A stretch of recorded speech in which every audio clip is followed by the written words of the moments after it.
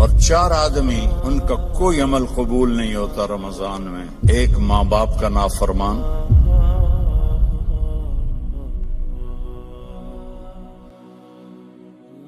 اگر رمضان قریب آ رہا ہے، بخشش کا مہینہ ہے. رمضان سال کے 12 مہینوں کے نام عربوں نے رکھے 11، اور 12واں مہینہ رمضان کا نام اللہ نے رکھا شہر رمضان، جو قرآن میں آتا ہے. رمضان کا مطلب کیا ہے؟ جلنا. جلنا اور جلنے اور روزے کا کیا تعلق ہے کہ جب کوئی مومنہ روزہ رکھتے ہیں تو اللہ اس کے پچھلے گناہوں کو جلانا شروع کرتے ہیں. کس میں؟ اس کی بھوک کی آگ میں. دوسرا، پھر تیسرا، پھر چوتھا. جب آخری روزہ آتا ہے تو اس کے سارے گناہ جل کے راکھ ہو جاتے ہیں، وہ بالکل پاک ہو جاتا ہے. اور شب قدر اگر اللہ دے دے، 5 راتیں تو ہیں، ایک تو ضرور ہوگی نا، وہ جاگ لیں تو 80 سال سے زیادہ کی بندگی کا اجر ہوگا. اور 4 آدمی ان کا کوئی عمل قبول نہیں ہوتا رمضان میں. ایک ماں باپ کا نافرمان، ایک مستقل شراب پینے والا، شراب کا عادی، ایک رشتہ داروں سے لڑنے والا، ایک کسی کے لیے دل میں نفرت رکھنے والا. یہ 4 محروم ہو جائیں گے، باقی سب کی بخشش ہو جائے گی. شب قدر میں کوئی جاگ رہا ہے یا سو رہا ہے، سب کی بخشش اللہ کر دیتا ہے سوائے 4 کے. ماں باپ کو تنگ کرنے والا، شراب کا مستقل عادی، تو بیچنے والے کا کیا حال ہوگا؟ رشتہ داروں سے لڑنے والا، دل میں نفرت رکھنے والا. ایک ٹیشو پیپر دینا مجھے، میں آپ کو ایک لفظ کا مطلب سمجھاتا ہوں. ٹیشو پیپر ہے؟ دینا. اللہ تعالیٰ نے اپنی نافرمانی کے لیے لفظ استعمال کیا ہے معصیت، عصا، اور والدین کے لیے کیا ہے عقوق. من عق والدیہ. عقا کسے کہتے ہیں؟ یہ ذرا ٹیشو پیپر دیکھنا. عقا، اس کا بعد میں مطلب بتاؤں گا.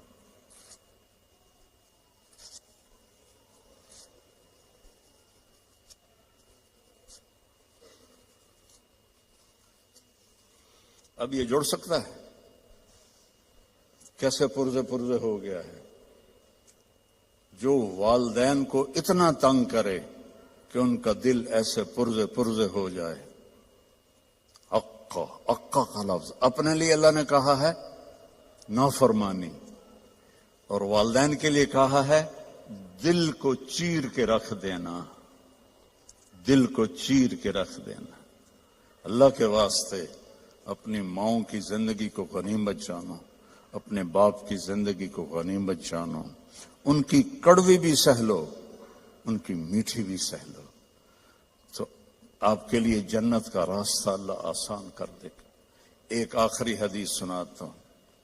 پہلے سنائی تھی جو باوضو رہے گا اللہ اس کا رزق بڑھائے گا. اب آخر میں حدیث یاد آ گیا. آپ نے فرمایا جو یہ چاہے اس کی زندگی لمبی ہو. کون نہیں چاہتا؟ 80 سال والا بھی کہہ رہا تھا دعا کرو اللہ حیاتی دے وے. پترا کرے اندن بابا بس بھی کر اگاں جا، وہ پھر بھی کہتا ہے دعا کرو اللہ زندگی دے، صحت والی دے. ٹھیک ہے، کون نہیں چاہتا؟ جو یہ چاہے اس کی زندگی لمبی ہو اور اس کا رزق بڑھ جائے اور مرنے کے بعد اس کا نام بھی زندہ رہے، ماں باپ کی خدمت کرے اور رشتہ داروں سے اچھا سلوک کرے. یہ وہ ٹپس ہیں جو میں آپ کو اپنے نبی کی زندگی سے نکال کے دے کے جا رہا ہوں.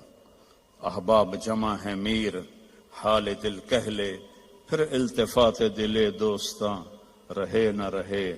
میرے ذمہ تو تھا کہ دیانتداری کے ساتھ آپ کو میں اللہ اس کے رسول کی زندگی کے وہ اصول بتا دوں جس سے آپ خوشحال زندگی گزار سکتے ہیں.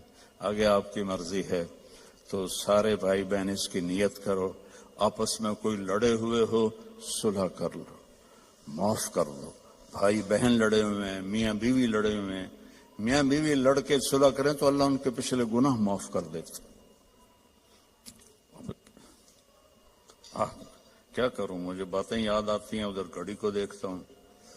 تو شیطان روزانہ اپنی اسمبلی لگاتا ہے سمندر پر، ٹھیک ہے، اپنے سارے ایم پی ایز کو اکٹھا کرتا ہے، ان سے پوچھتا ہے ہاں بھائی کیا کر کے آئے ہو؟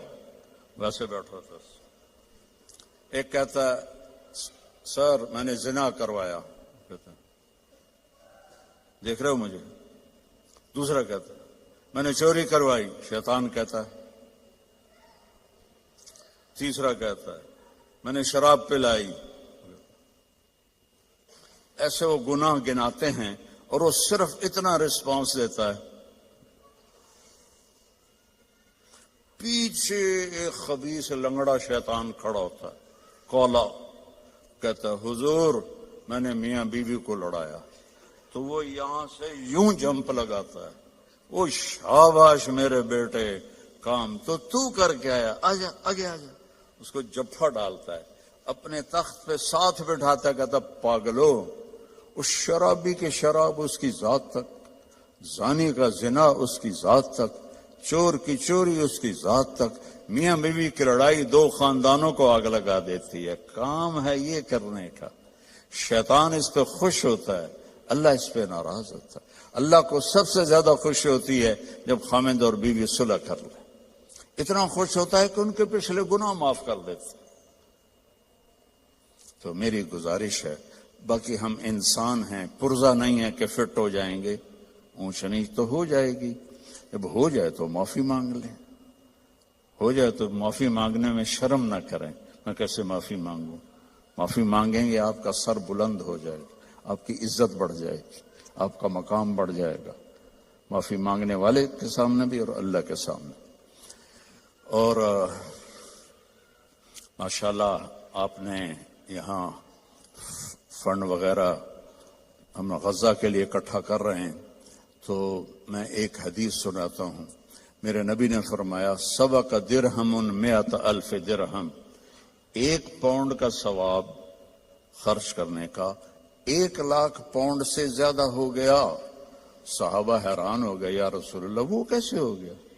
آپ نے کہا ایک آدمی کے پاس 2 پاؤنڈ، ایک کے پاس لاکھوں پاؤنڈ، لاکھوں والے نے 1,00,000 دیا تو اپنے پیسے کا کچھ حصہ دیا، 2 پاؤنڈ والے نے اپنا ہاف مال دے دیا.